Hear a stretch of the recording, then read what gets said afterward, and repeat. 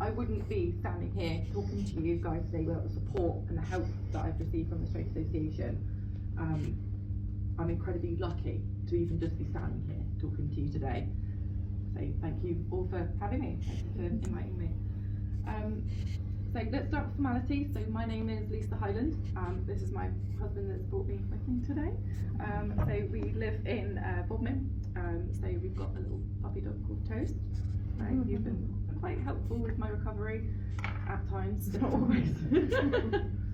So I've been under neurology now for about 5 years, with unknown neurological episodes that kept happening to me. So constant bouts of peripheral neuropathy in my hands and feet. I also had my TIA misdiagnosed as migraine.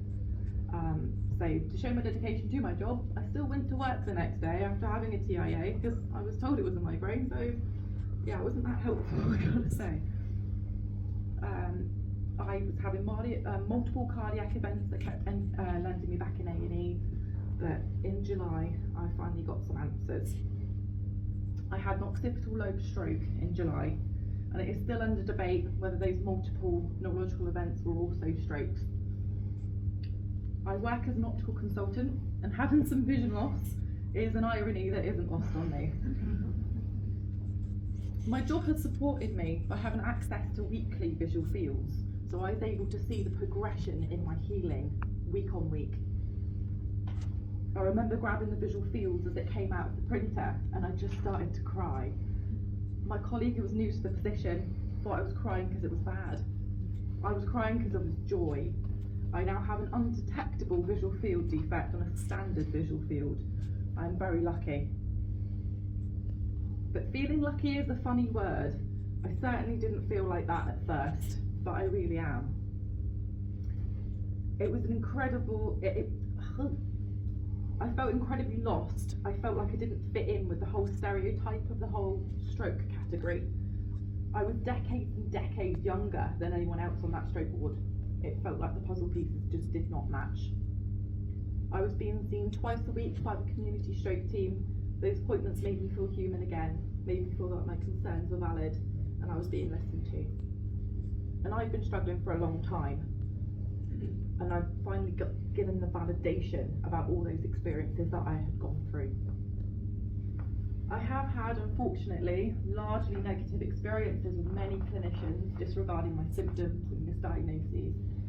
I could give you many stories, but I remember sitting in the stroke ward with a consultant saying I was perfectly fine, despite the fact of my previous history of strokes at this point, speech problems, right-sided gait issues, even more pins and needles than I'd normally have. He was going to discharge me with no intervention. All I wanted was aspirin. I had to argue with this man about aspirin. I remember distinctly saying, I don't understand why you don't realise how hard I'm fighting to not get any more brain damage. After which, I had a huge overhaul on my medication. A junior doctor came in and talked me through all of the medications. I was put on preventative medications, and I got my aspirin. The walking issue continued for a week or so afterwards, so something tells me I wasn't perfectly fine. The therapy team helped me, the physio and the therapy, the best inventions I think I've ever come across. I was given hand and eye exercises to do, which really helped me adjust to my new normal. And I'm very lucky that I can still drive. I had help from the fatigue management team, which is still a daily process for me, and I had to learn that this process also is not linear. Every day is different. I was told about fatigue, but I would never have expected the amount of physical and mental fatigue that I experience and still do. This affects my decision making, speech, processing speech. I try to pace myself, but it is still an ongoing process. They gave me a diary to track my fatigue, and it was very clear that after a work day, I was directly impacted. So I request a day in and a day off to recover from work now. So I had to reduce my days at work, so that affected my self-worth, as I wasn't making as much money towards household bills. But as my therapist Manu said to me, you can't put a price on your self-worth. So talking about the lovely Manu, so she was part of this talking therapies team.